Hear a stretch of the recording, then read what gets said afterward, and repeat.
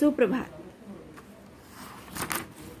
हमारी पाठ्यपुस्तक वसंत भाग 1 में पाठ 5 अक्षरों का महत्व, जिसे लेखक हैं गुणाकर मुले जी।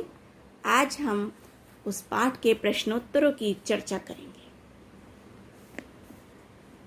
पाठ में ऐसा क्यों कहा गया है कि अक्षरों के साथ एक नए युग की शुरुआत हुई? उत्तर, प्राचीन काल में जब आदमी सभ्य हुआ तो उसने पढ़ने लिखने के लिए लिपि यानी अक्षरों के लिखने के ढंग का आविष्कार किया। इससे मनुष्यों को अपने विचार विनिमय और हिसाब किताब को लिखकर रखने में मदद मिली। इसी लेखन प्रक्रिया के फलस्वरूप उसने इतिहास लेखन का कार्य भी करना शुरू कर दिया, जिससे एक नए युग की शुरुआत हो गई। प्रश्न 2, अक्षरों की खोज का सिलसिला कब और कैसे शुरू हुआ? उत्तर, मनुष्य ने अक्षरों की खोज आज से लगभग 6000 साल पहले की थी। तभी से लिखने लिखाने का यह सिलसिला निरंतर निर्बाध चलता रहा। अक्षरों की खोज से पूर्व मनुष्य भी अन्य पशुओं की ही भांति अपने विचार स्पष्टतया प्रकट करने में असमर्थ था। उसके बाद मनुष्य ने चित्रों के माध्यम से अपने भाव विचारों को प्रकट करना सीखा। संकेतों द्वारा भाव विचार प्रकट के बाद मनुष्य ने अक्षरों की खोज की। प्रश्न 3, अक्षरों के ज्ञान से पूर्व मनुष्य अपनी बात को दूर दराज के इलाकों तक पहुंचाने के लिए किन किन माध्यमों का सहारा लेता था?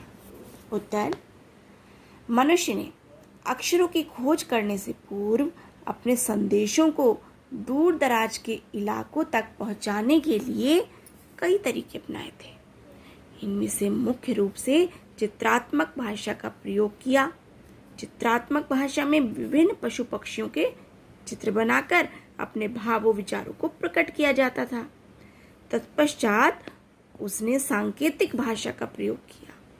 इस भाषा के माध्यम से वे अपने शारीरिक एवं अन्य सहायक सामग्रियों से अपने भाव विचार को स्पष्ट करने लगा, प्रकट करने लगा। प्रश्न, अक्षरों के महत्व की तरह ध्वनि के महत्व के बारे में आप जितना जानते हैं उतना बताइए। अक्षरों के उच्चारित रूप को ध्वनि कहते हैं। तात्पर्य यह है कि ध्वनि भी उतनी ही महत्वपूर्ण है जितना कि अक्षर। ध्वनि में ही अक्षरों का उच्चारण किया जाता है। मौखिक भाषा का आधार ध्वनि ही है। पहले ध्वनि पैदा हुई, उसके बाद अक्षर। ध्वनि के बल पर ही अनपढ़ व्यक्ति भी विचार विनिमय कर लेता है। ध्वनि ही अभिव्यक्ति का मूल है और अक्षर ध्वनि का ही अनुकरण है। अब प्रश्न उठता है कि रेडियो की भाषा लिखित नहीं मौखिक है। मौखिक भाषा का जीवन में क्या महत्व है, इसे बताओ। उत्तर, भाषा का मूल रूप मौखिक भाषा ही है।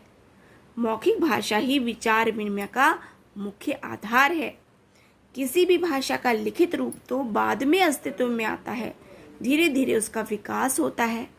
छोटा बच्चा जो लिखना पढ़ना नहीं जानता, अपनी बात को कहने में मौखिक भाषा का ही प्रयोग करता है। मौखिक भाषा का प्रयोग शिक्षित अशिक्षित सभी करते हैं।